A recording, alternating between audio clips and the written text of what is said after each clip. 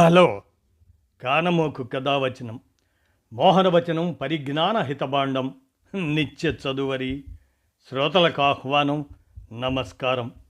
చదవదగునెవరు రాసిన తదుపరి చదివిన వెంటనే మరువక పలువురికి వినిపింపబూనినా అది ఏ పరిజ్ఞాన హితబాండమౌపో మహిళ మోహనవచనమై విరాజులు. పరిజ్ఞాన హితబాండం లక్ష్యం ప్రతివారీ సమాచార హక్కు.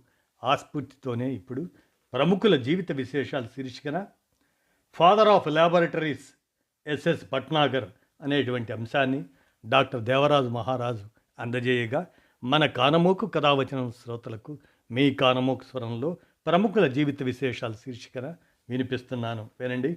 Father of laboratories S S Bhatnagar. ఇక వినండి. వైజ్ఞానిక పరిశోధనా సంస్థల పితామహుడు భట్నాగర్.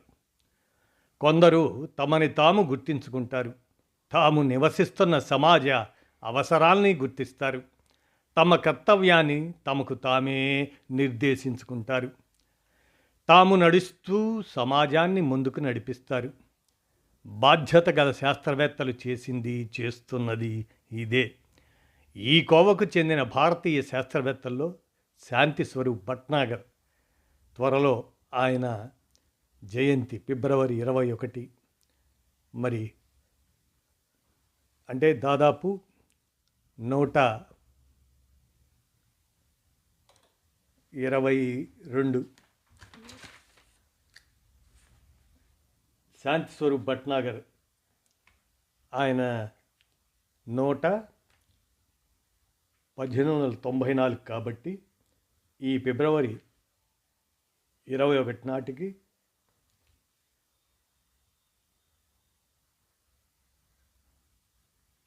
132వ జయంతిగా మనం ఆయన్ని ముందుగానే గుర్తించుకుంటూ ఆయన జీవిత విశేషాలని ప్రముఖుల జీవిత విశేషాలు శీర్షికన తప్పక చెప్పుకోవాలి. అలా ఆయన ఫిబ్రవరి 21, 1894 132 సంవత్సరాల క్రితం జన్మించిన ఆయన 1955 జనవరి 1న మరణించటం జరిగింది. మన దేశంలో అత్యంత ప్రధానమైన పరిశోధనా సంస్థలన్నింటికీ ఒకనాడు రూపకల్పన చేసింది శాంతి స్వరూప్ భట్నాగరే. అందుకే ఆయన ఫాదర్ ఆఫ్ రీసెర్చ్ ల్యాబొరేటరీస్గా గుర్తుండిపోయారు. ఆయన గౌరవార్థం council of scientific and industrial research CSIR అనే దాన్ని ఇప్పుడు ప్రతి ఏటా ప్రతిభావంతులైన శాస్త్రవేత్తలకు శాంతి స్వరూప్ భట్నాగర్ ప్రైజ్ ప్రకటిస్తున్నారు వారు. అది శాస్త్ర సాంకేతిక రంగాల్లో ఎంతో గౌరవప్రదమైనదిగా భావించబడుతూ ఉంది. శాంతి స్వరూప్ భట్నాగర్ పాకిస్తాన్లోని షాపూర్లో పుట్టాడు. తల్లిగారి తండ్రి పేరేలాల్, వారి పోషణలో బులంద్ షహర్, అలానే సికింద్రాబాద్ ఉత్తరప్రదేశ్లో కూడా పెరిగాడు. తండ్రి పరమేశ్వర్ సహార్, తల్లి పార్వతి. శాంతి స్వరూప్కి ఒక చెల్లెలు కూడా ఉన్నారు. వంశపారంపర్యంగా వస్తున్న ఇంటి పేరు సహారును వదిలేసి హిందూ, ముస్లిం, సిక్కు, ఇసాయి మతాలకు దూరంగా వెళ్ళి కాయస్థుల్లో చేరి శాంతి స్వరూప్ భట్నాగర్గా మారాడు. ఈయన చిన్నప్పుడు శాంతి స్వరూప్లో వైజ్ఞానిక జిజ్ఞాసను పెంచింది వారి తాతగారే. ఆయన రైల్వే ఇంజనీర్గా ఉండేవారు వారి తాతగారు. ఆయన శిక్షణలో శాంతి స్వరూప్కు సాహిత్య, నాటక, సాంస్కృతిక, సామాజిక రంగాల్లో మంచి అభినివేశం కలిగింది.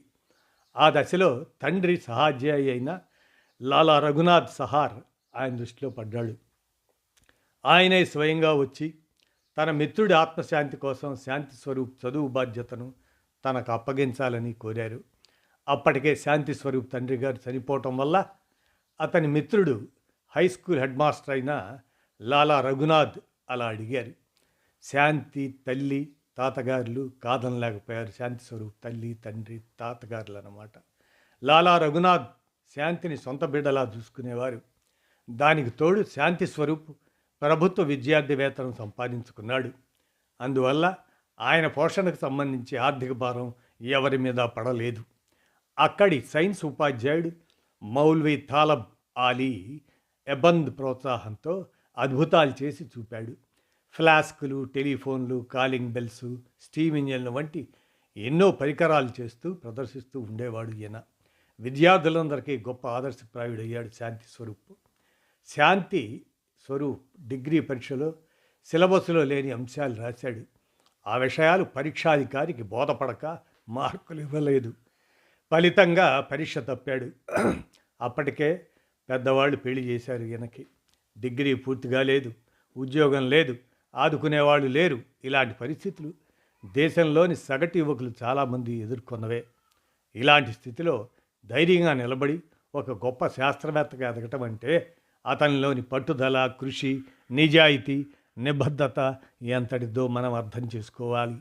వాటి నుంచే నేటి యువత స్ఫూర్తి పొందాలి. నిజంగా ప్రైవేట్ ట్యూషన్లు చెప్పుకుంటూ తనకు తానే నిలబడి బీఎస్సీ పాస్ అయ్యాడు.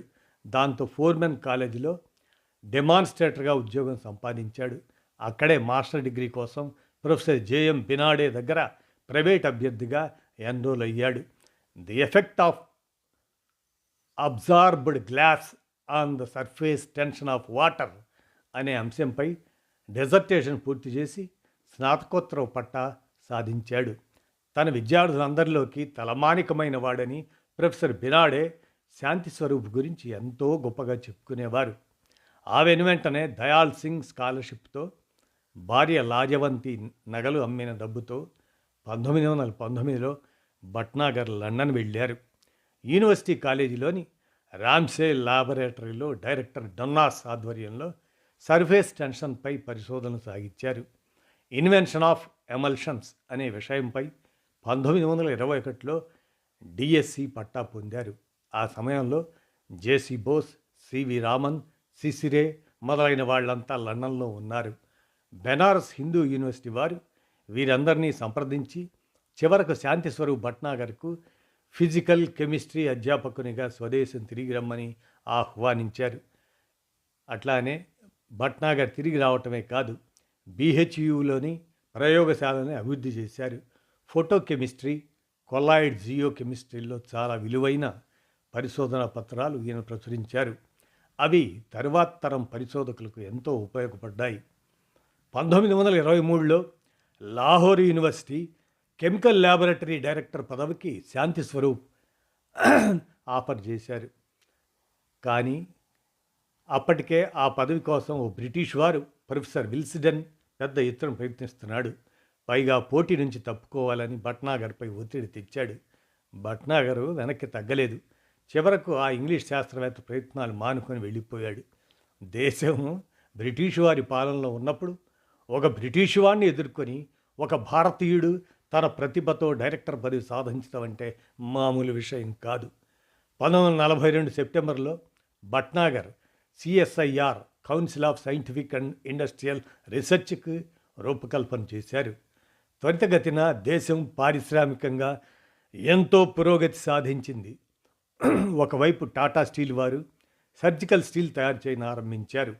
మరోవైపు టెక్స్టైల్ మిషనరీ ఇండస్ట్రీ, ఇంకోవైపు షుగర్ ఇండస్ట్రీ, ఇవి శాఖలు శాఖలుగా పెరిగిపోయాయి. Physical, chemical, metallurgical, glass, fuel, leather, road building, electrochemical, drug and food technology మొదలైన వివిధ రంగాలకు చెందిన జాతీయ పరిశోధనాంశాలకు భట్నాగర్ రూపకల్పన చేసి ప్రపంచ వైజ్ఞానిక రంగంలో భారతదేశానికి విశిష్ట స్థానాన్ని కల్పించారు. ఆయన భట్నాగర్ సిద్ధం చేసిన ప్రణాళికలకు, పథకాలకు రాయల్ సొసైటీకి చెందిన ఏవి హిల్ తన దిగ్భ్రాంతిని తెలియజేశాడు. దేశానికి స్వాతంత్రం రాకముందే దేశ అవసరాలను గుర్తించి ఇన్ని పరిశోధనా సంస్థలకు బ్రిటిష్ వారి హయాంలో అనుమతులు సాధించడం అంటే ఎంత క్లిష్టమైన పనో ఊహించుకోవాల్సిందే. వైజ్ఞానిక దృక్పథంతో పాటు పరిపాలనా సామర్థ్యం, చాకచక్యం, దేశభక్తి, ప్రజలపై ప్రేమ ఉంటే కానీ అలాంటి పనులు చేయడం సాధ్యం కాదు. సిఎస్ఐఆర్ దాన్ని నెలకొల్పడంలో భట్నాగర్తో పాటు జేసీ ఘోష్, జేఎం ముఖర్జీ, మేఘనాథ్ సాహా, ఎస్కే మిత్రా, నాజిర్ అహ్మద్ మొదలైన వాళ్ళంతా పాలు పంచుకున్నారు. బ్రిటన్, అమెరికాల్లో విస్తృతంగా పర్యటనలు జరిపి చర్చలు జరిపి ఒక నిర్దిష్టమైన ప్రణాళికను రూపొందించారు శాంతి స్వరూప్ భట్నాగర్. ఆ తర్వాత సిఎస్ఐఆర్ 40 శాఖలుగా విస్తరిల్లింది. 6,000 మంది శాస్త్రవేత్తలతో, 13,000 మంది సాంకేతిక నిపుణులతో, మరో 6,000 ఇతర ఉద్యోగులతో, సుమారు 300 కోట్ల నిధులతో అదొక పెద్ద సంస్థగా నిలదొక్కుంది. ఈరోజు యాస్ట్రోఫిజిక్స్ నుంచి యాంటీబయాటిక్స్ దాకా, క్యాటలిస్టుల నుంచి కంప్యూటర్ల దాకా వివిధ రంగాల్లో జరిగే పరిశోధనలకు ఈ సంస్థ ఆర్థిక సహాయం అందిస్తుంది. 1947 వరకు సిఎస్ఐఆర్కు భట్నాగర్ అధ్యక్షుడు. స్వాతంత్రం లభించిన తర్వాత తొలి ప్రధాని అధ్యక్షుడయ్యారు. భట్నాగర్ సెక్రటరీగా సేవలు కొనసాగించారు. బిల్డర్ ఆఫ్ ఇన్స్టిట్యూషన్స్గా నెహ్రూతో ప్రశంసలు పొందారు శాంతి స్వరూప్ భట్నాగర్.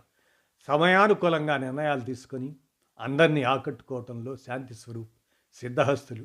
ఒకసారి లెదర్ రీసెర్చ్ ఇన్స్టిట్యూట్కి సంబంధించిన భవనాలు పూర్తయ్యాయి.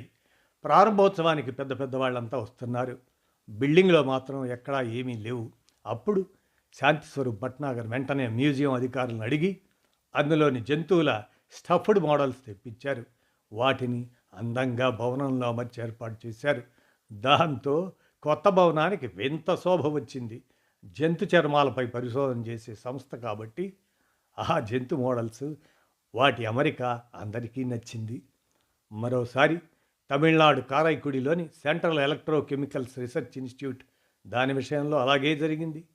చుట్టుపక్కల ఏ పట్టణం లేదు, కనీస అవసరాలు కూడా లేవు. ఆ మారుమూల పల్లెల్లో జాతీయ సంస్థ నెలకొల్పడం ఏమిటని కొందరు రాజకీయం చేయదలిచారు. ప్రారంభోత్సవానికి స్వయాన జవహర్లాల్ నెహ్రూ రాబోతున్నారు ప్రధానిగా. అలాంటి విషమ పరిస్థితులను కూడా శాంతి స్వరూప్ తనకు అనుగుగా మార్చుకున్నారు. ప్రధాని నెహ్రూ మద్రాసులో విమానం దిగి కారైకుడి వచ్చే దారిలో భట్నాగర్ 100 ట్యాక్సీలు ఏర్పాటు చేశారు. ట్యాక్సీ వారు చేయాల్సింది ఏంటంటే ఏమీ లేదని దినమంతా ఆ దారిలో అట్నుంచి ఇటు ఇట్నుంచి అటు తిరుగుతూ ఉండాలని చెప్పారు. అంతే. ఆ ఉపాయం బాగా పనిచేసింది. దారి నిండా కార్ల రాకపోకలు చూసిన నెహ్రూజీకి అదొక మారుమూల ప్రదేశం అన్న ఆలోచనే రాలేదు. 100 ట్యాక్సీ కార్లతో ఆ ప్రాంతమంతా పట్టణ ప్రాంతం అన్న భ్రాంతిని కలిగించారు భట్నాగర్. జాతీయ సంస్థ ప్రారంభమయ్యాక ఆ ప్రదేశం అంతా అభివృద్ధి కాక ఏమవుతుంది చెప్పండి? క్రమంగా దానంతటదే అభివృద్ధి అయింది. అది వేరే విషయం అనుకోండి. జటిలమైన సమస్యలకు సులువైన మార్గాలు చూపించడంలో శాంతి స్వరూప్ భట్నాగర్ది అందవేసిన చెయ్యి. రెండవ ప్రపంచ యుద్ధం జరుగుతున్న రోజుల్లో పెట్రోలు, డీజిల్ వంటి ఇంధనాలు హెలికాప్టర్ నుంచి యుద్ధం జరిగే ప్రదేశాల్లో జార విడిచేందుకు తగిన డబ్బాలు అవసరమయ్యాయి. రేకు డబ్బాలైతే పగిలిపోయే అవకాశాలు ఎక్కువ. అందుకని ప్రత్యామ్నాయంగా మరేవైనా ఉంటే బావుండునని తర్జన భర్జన పడుతున్న సమయంలో శాంతి స్వరూప్ భట్నాగర్ పాలిమర్ కెమిస్ట్రీలో మంచి అవగాహన ఉన్నవాడు కాబట్టి తన ప్రయోగశాలలో ప్లాస్టిక్ డబ్బా తయారు చేశారు. సిఎస్ఐఆర్ నార్త్ బ్లాక్ బిల్డింగ్ పైకి వెళ్ళి కొన్ని వందల మంది సమక్షంలో నీటితో నింపిన ప్లాస్టిక్ డబ్బా కిందికి విసిరేశారు. డబ్బా కానీ అందులోని నీరు కానీ చెక్కు చెదరలేదు. ప్లాస్టిక్ డబ్బాల వాడకం మనకిప్పుడు వింత కాదు. కానీ ఆనాడు శాంతి స్వరూప్ భట్నాగర్ యుద్ధం కోసం ప్లాస్టిక్ను వాడుకలోకి తీసుకురాకపోతే జనం ఈనాడు ఇలా నిత్య జీవితంలో విరివిగా వాడేవారు కాదు. చివరిగా మరో విచిత్రమైన విషయం చెప్పుకోవాలి భట్నాగర్ గురించి. కవి హృదయం ఉన్న శాంతి స్వరూప్ మహాకవి గాలిబ్ సమాధి కట్టించారు. గొప్ప దేశభక్తుడు, వైజ్ఞానిక నిర్మాత, సంపూర్ణ భారతీయుడైన శాంతి స్వరూప్ జీవితం యువతరానికి ఒక వెలుగుబాట. పనికిరాని మాటలు చెప్పడం కాదు, చేతలతో తన దేశభక్తిని నిరూపించుకున్నవారు శాంతి స్వరూప్ భట్నాగర్. మరి నేటి మేము దేశభక్తులం అని చెప్పుకునేవారు ఆయనతో ఏ విషయంలో పోటీ పడగలరో వాళ్ళే ఆలోచించుకోవాలి, వారికి వారే అంటూ దేవరాజు మహారాజు వీరు అందజేసినటువంటి అంశం father of laboratories S S Bhatnagar అనేటువంటి విషయాన్ని ప్రముఖుల జీవిత విశేషాలు శీర్షికన మన కానమోకు కథ వచ్చిన శ్రోతలకు ఈ అంశాన్ని వినిపించాను. విన్నారుగా. ధన్యవాదాలు.